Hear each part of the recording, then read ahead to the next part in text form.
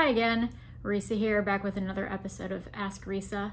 This is my fortnightly video series where I answer some common wedding planning questions and problems that you might be having while you are trying to plan your own wedding.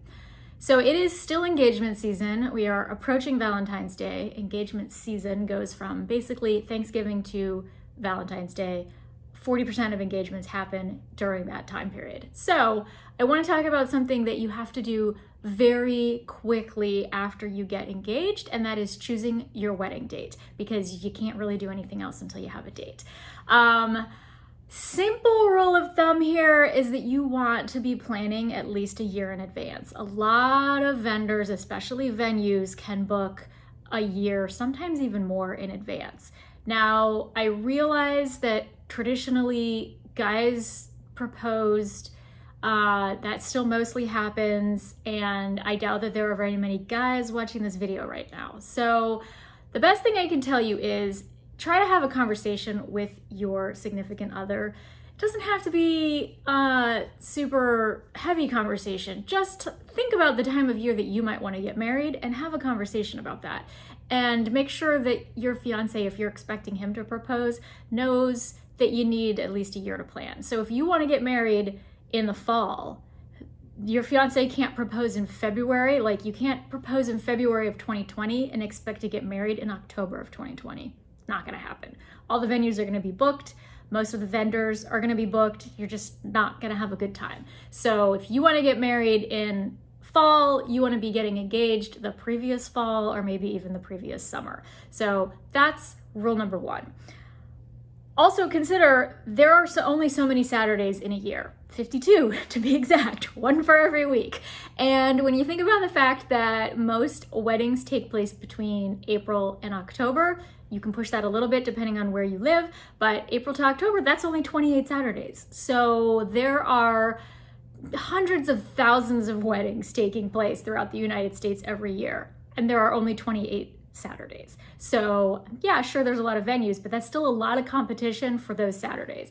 So try to figure out whether you're comfortable getting married either on a Friday or a Sunday, because that could open up more possibilities for you. Everybody wants Saturday. So oftentimes Friday and Sunday are still available, even though the Saturday of that weekend is already booked. So that can definitely give you some extra flexibility. So once you have an idea of when you want to get married, then you have to start thinking about things that might actually interfere with what you want. So I recommend first start thinking about family events. Is there anyone in your family who's having a milestone birthday? Is your mom turning 60? Is your grandma turning 90 or something big like that? Is there going to be some sort of big family event happening that might conflict with your wedding, or that you want to try to piggyback on? Maybe everybody's going to be coming into town for that event already, and so maybe you also want to try to have your wedding at the same time. If it works out, just something to think about. Consider big family events. Also, think about work schedules, yours and your fiance's particularly. So what do you do for a living? If you are an accountant, you probably don't want to get married around tax season. If you're an attorney, do you have a big trial coming up that you might not be able to take off any time for? If you are a firefighter, maybe don't get married during fire season. If you're active duty military, you might have to schedule around tours, overseas tours.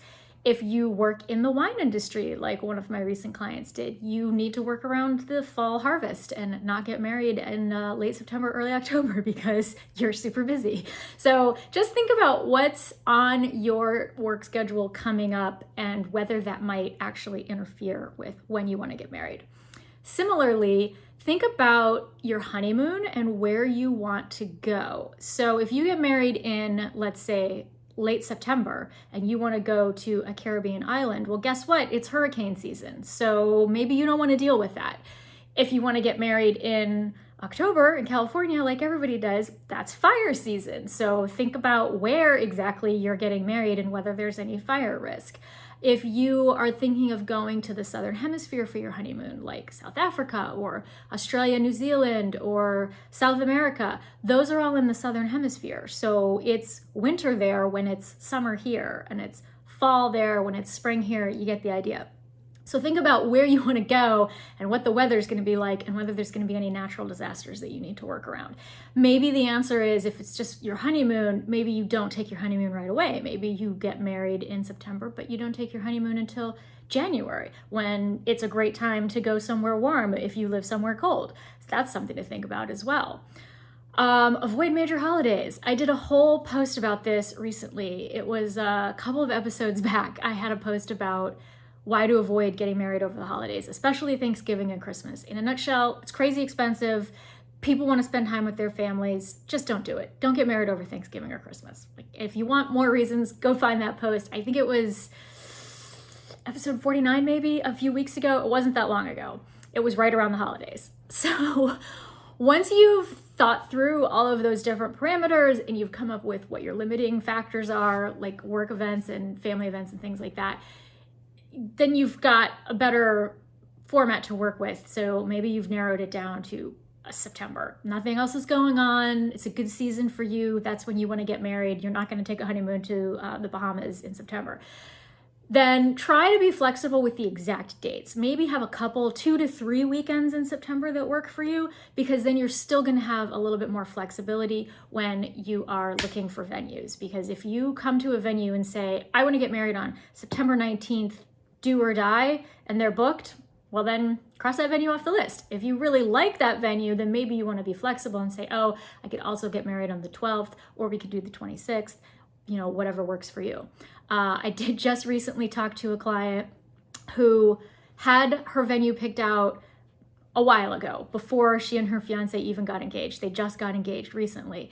And that venue is already fully booked for 2020. So they are getting married in the summer of 2021. She actually delayed their wedding for 6 to 8 months in order to get married at that venue, because they were already booked and she really wanted that venue. So you got to decide what's more important, your date or your venue or something else. So whatever that most important thing is, own it. Be prepared to make other sacrifices to accommodate that most important thing. But trying to narrow in on a date will help you make all your other decisions. And if your heart's not set on a venue, but your heart is set on a date, then you can easily weed out venues, because if they're not available, they're not available. Nothing you can do about that. So just figure out what your most important thing is and think about all these other factors when you are trying to choose your wedding date. All right, hope that helps. If you have any questions, shoot me a DM or leave a comment if you're watching this on YouTube. And I will be back in 2 weeks to talk about something else. All right, bye for now.